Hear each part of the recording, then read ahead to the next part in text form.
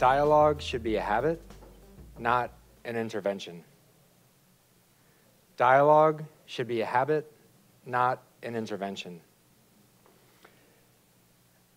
I'm going to say something, and if it applies to you, I want you to clap.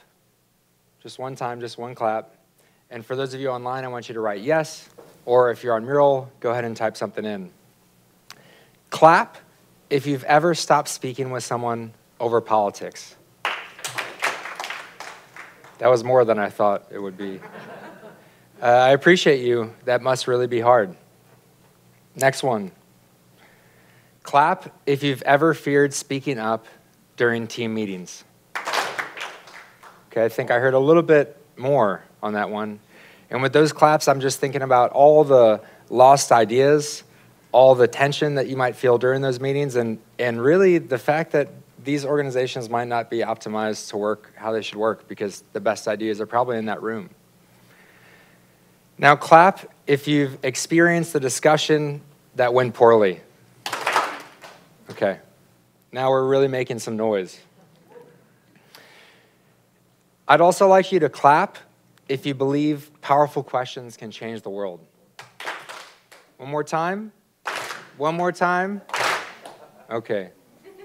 So it looks like all of us know the importance of this topic, and I agree with you. I know the power of questions, and I know how they can change things. I've seen it happen.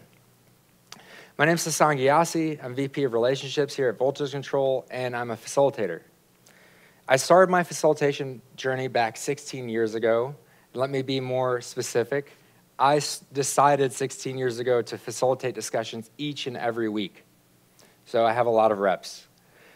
And out of all those experiences, I've really seen some beautiful things, but there's one key moment that really changed everything for me, and a tool that I think I've found, and I want to share that with you today.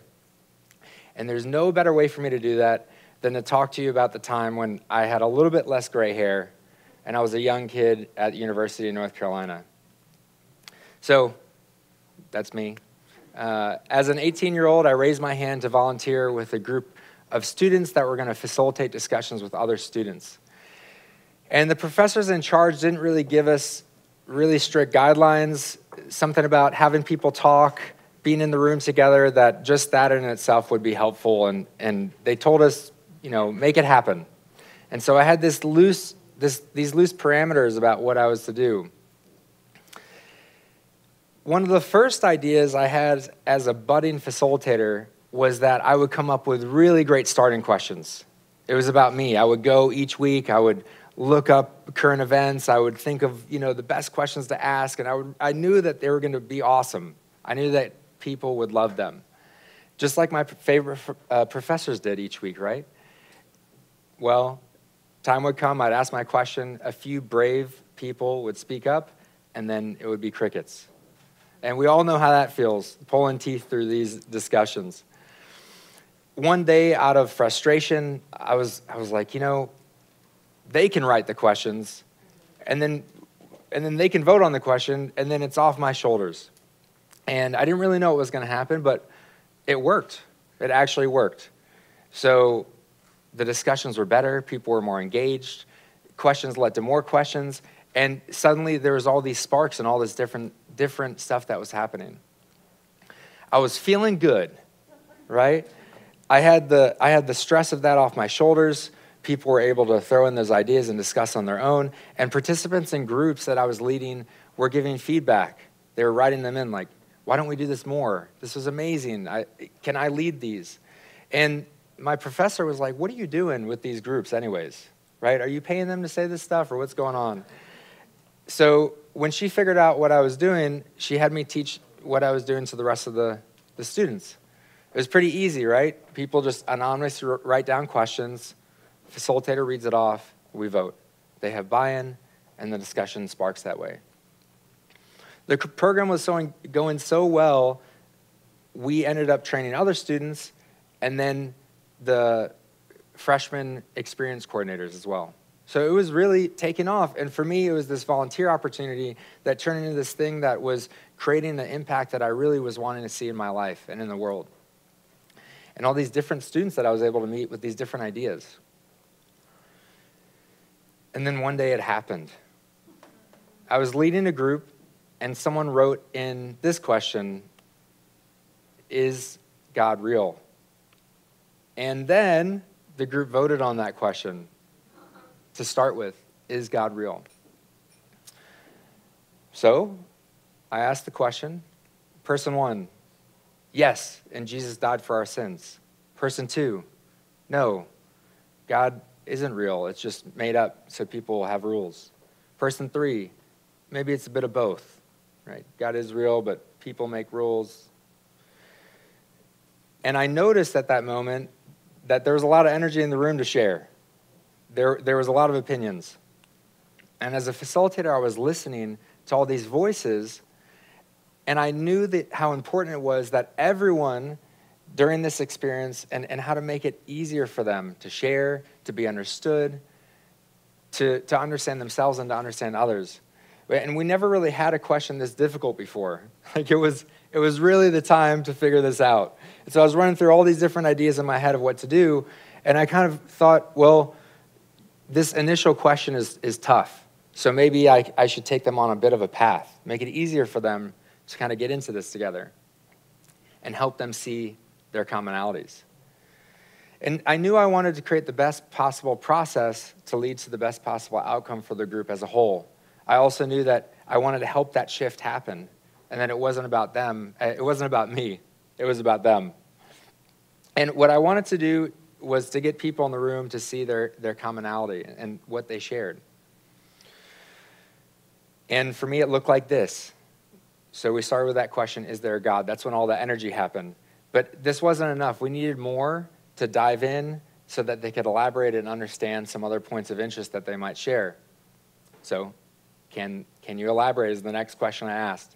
And this actually turned up the heat. There was 2 people that were getting really angry with each other. And I don't know if you guys know what cornbread is, but one of the guys was a real big guy. All right, he ate his cornbread. All right, in North Carolina, that's what we would say. And he was getting red in his face. And there was a more academic guy with glasses on who was really good at talking down to people in a very academic way. It was not looking that good. You know, I was really worried that a fight might break out.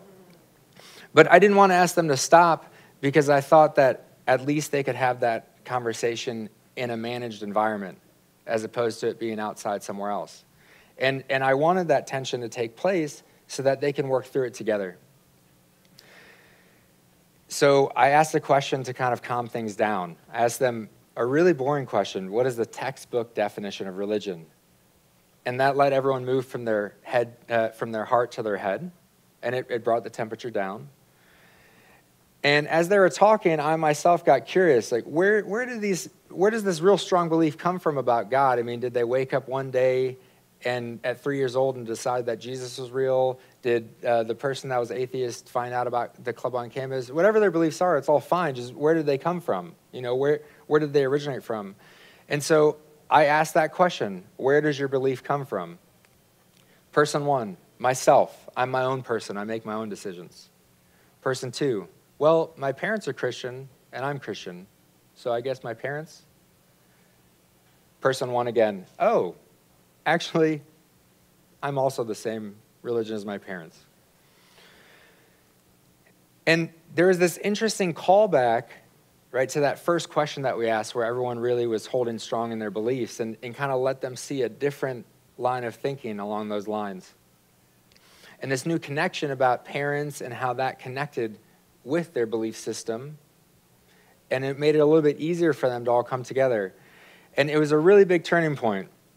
I looked around and people were like, wait a minute, that's true for me too. So the whole group had this moment.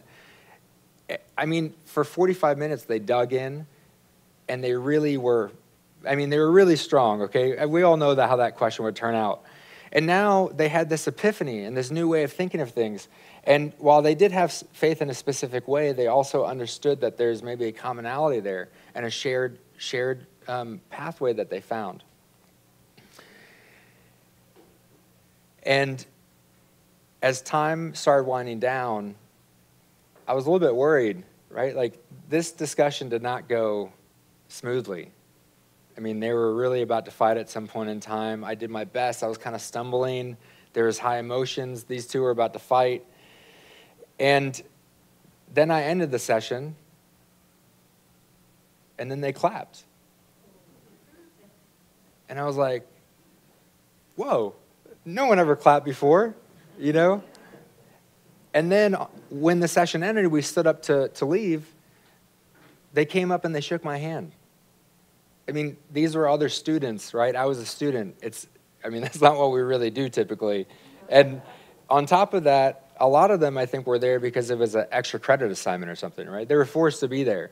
So that's when the Epiphany question method was born that I created. This trail of questions that allows people to come to softer understandings and gives them time to understand and be understood at the same moment. It eases people into ideas. It facilitates behavioral change and innovation. I've taken this method with me into boardrooms, conflict resolution situations, debriefs, and I often use it as the starting point for decision-making processes. There's all sorts of ways you can use it. And for those of you that are interested, I did a long session yesterday, but this is how it works. So you start with that question. This is where the magic happens when you let people vote and choose their own path. Then we listen. I mean, we really listen as facilitators. We try our best to hear what's in the room, and we do our best to be neutral and not really put ourselves into it too much. We sit back and we have that chance to observe. Then we find a pattern. Maybe everyone loves barbecue. I mean, that's possible. Or you might see polarization, right, on certain issues. It could be that people aren't thinking outside of the box. Whatever pattern you see, it'll develop organically in the process. It'll be emergent, and you'll find a way to work with it. Whatever it is, take a step back and see how it's unfolding. And then you pick something that stands out to you. In the example I gave, it was the fact that people had this really strong belief, but it wasn't so clear where it came from. And I had my own curiosity about that. And so this all depends on who you are and what you're pulled to. And my recommendation is don't overthink it, go with it, okay? Don't stifle yourself.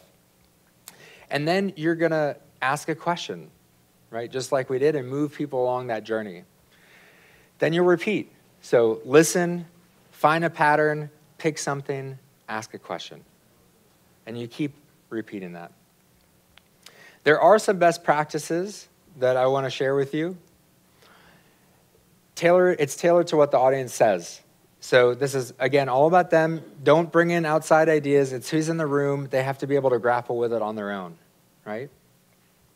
It's not about your opinion either. It's about them. Next, your questions will never be perfect. After 16 years of doing this, there are some times that people just say, that was a stupid question. I'd rather ask this. That's fine. That's great. That means that group is coming together in a way and taking ownership of their experience, and they actually feel safe enough and brave enough to do that. That means you did a wonderful job. Next, it's a mindset. It's a philosophy. It's not rigid. So for those perfectionists in the room, it's not that every time you have to see that aha moment. It's just a journey, okay? It's a pathway. It's the way that you want to take them. You're not going to get a star if you get it right? Just work with it. It's about uncovering assumptions, both the group's and your own. So you should also be open to those moments.